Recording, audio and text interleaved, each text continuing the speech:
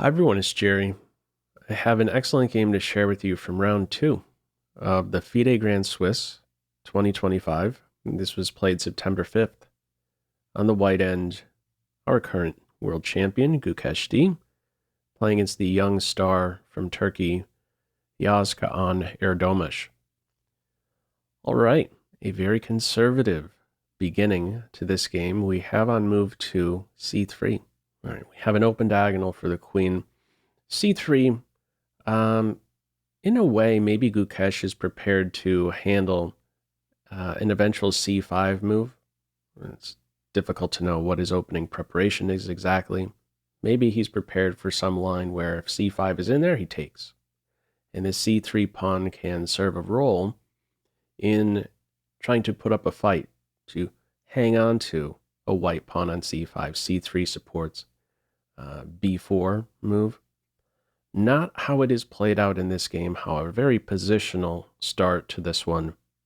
A couple pieces out and about. It's clear with c6, neither side really looking for some energetic start to this game. And play continues in a fairly non-confrontational fashion.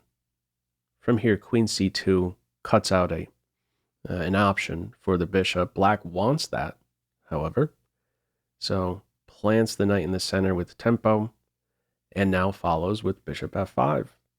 So queen not feeling too comfortable at this stage with a discovery, a knight move, discovered attack nearby. So new square on b3, queen b6, natural response. Both sides welcome to the queen exchange.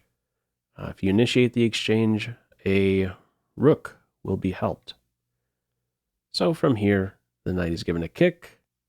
We get some more development in here, and space here for Gukesh with g4, bishop g6, h4, and black's response is just to baby step it one step with the h pawn. That's your way to prevent the bishop from getting trapped. If you go 2, this is what the computer is drawn to, this idea to take on d6, and then plant this pawn on g5. This knight is feeling a little bit uncomfortable here, I would say. No good forward moves. Okay. In a way, by playing h6, you're not allowing this quick idea of g5 controlling the f6 square. Very solid approach. From here, bishop g2, clearly gearing up, with these minor pieces here gearing up for the e4 expansion. White has enough support for that now. e6, space grab. Only square for the bishop. e4, sure enough. a5, and from here we see the queen exchange. What's nearby for black is a4. Black is given, in a way, an inch. Some space on the queen side if the pawn can arrive on a4. Gukesh does not want that. So initiates the queen exchange and plants the pawn on a4 before black can play a4. From here, knight c4, knight b to c4. Knight exchange, knight kicked right back, knight kicked again. Gukesh in this position playing with space. From here we have the clever underdevelopment of the light square bishop. Mission accomplished from g2. You were there to support an e4 advance. You got that in. Time to do something else. What is that? Exchange black's best piece through the d3 square. Another detail. The second rank is completely opened. Why is this important? Well, first of all, in the game we have king d7. What would happen if this bishop comes down here to c2? This is one of the points behind bishop f1.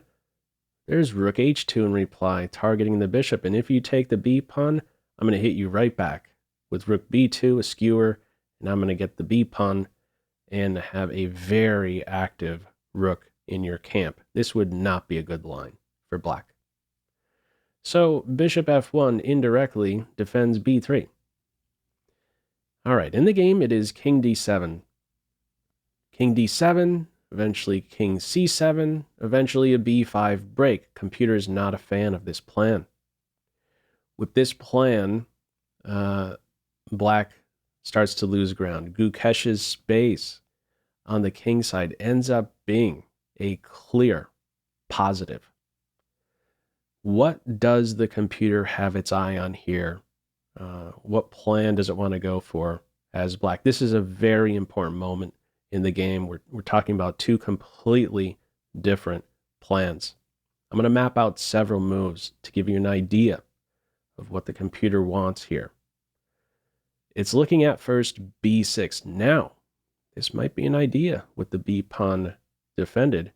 Another note, b6 is there to support c5. So with b6, you could assign two good notes. Let's say king d2 is played. This is another move the computer wants. What's going on? Well, before you can play c5, you better not allow bishop b5 with check. That move can definitely sting. The knight covers b5.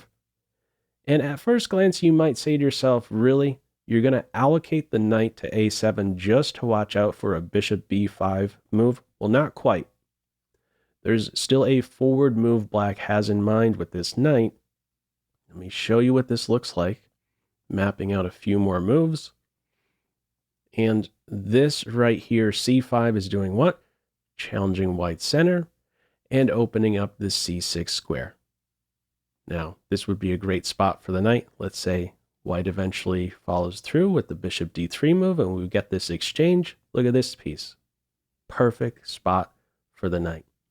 Possible capture. Maybe the b4 square opens up and this strong king post on d3 can be questioned. This king on d3 ends up being a fantastic piece in this game. What's also available to black? The option to castle. Kingside castle, f6 break to consider.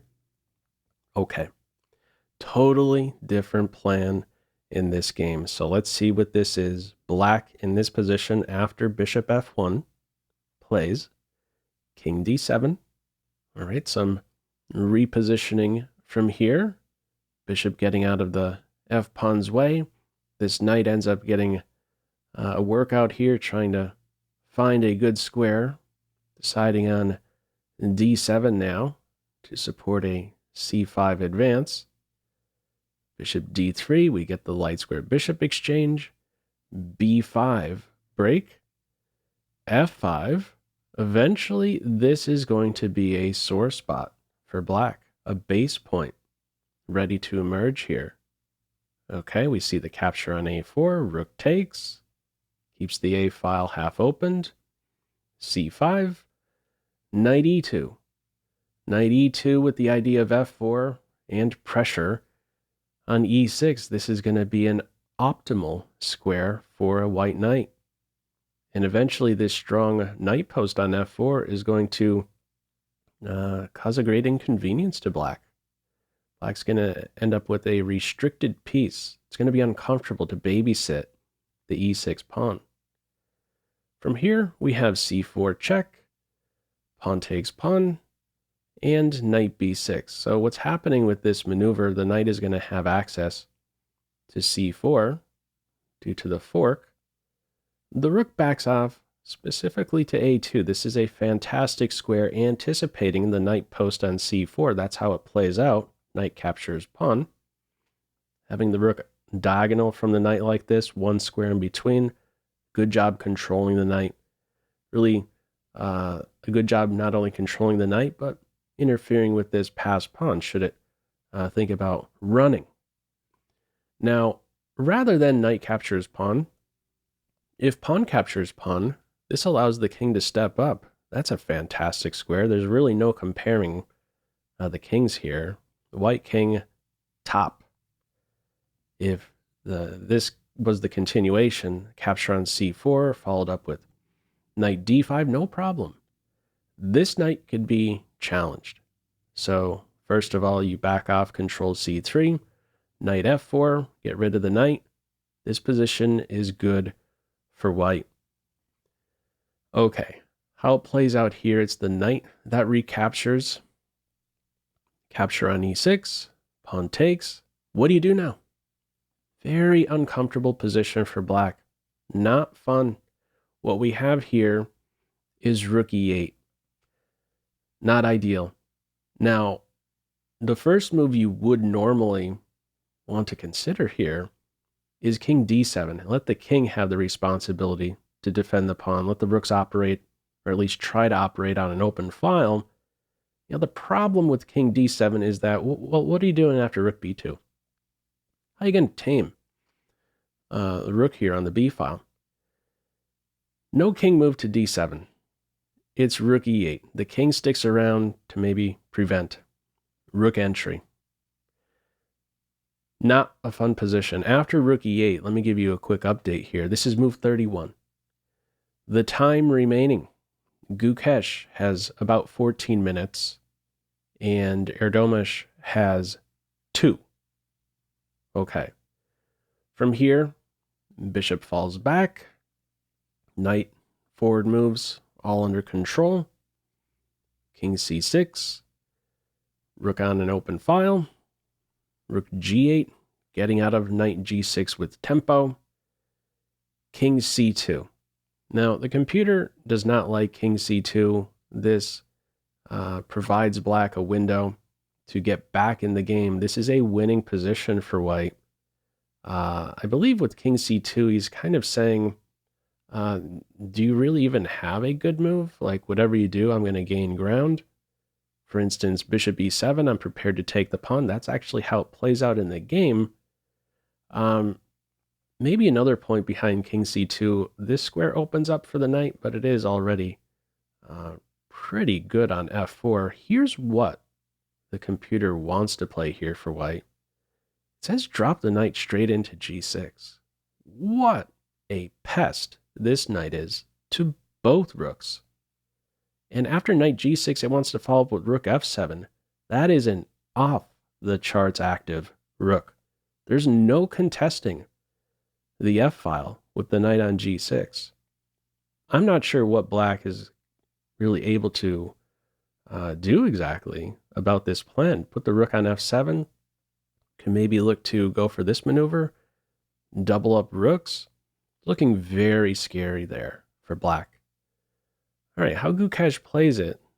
Takes a step back with the king. King c2 it is. Now, there is a top move. Erdogmus finds it. He develops the bishop and gives up this pawn. That's what we have. Knight captures pawn. Pop quiz. How would you continue here? Feel free to pause the video. Okay, there is a drawing move here for black. He does not find it. In the game, we have g6. Here's the top move. It says return with the king. And after the knight falls back, throw it in a pin. And have your eye on bishop g5 next. Bishop for knight exchange. I went a little bit further here. I said to myself, what's happening if the knight is unpinned?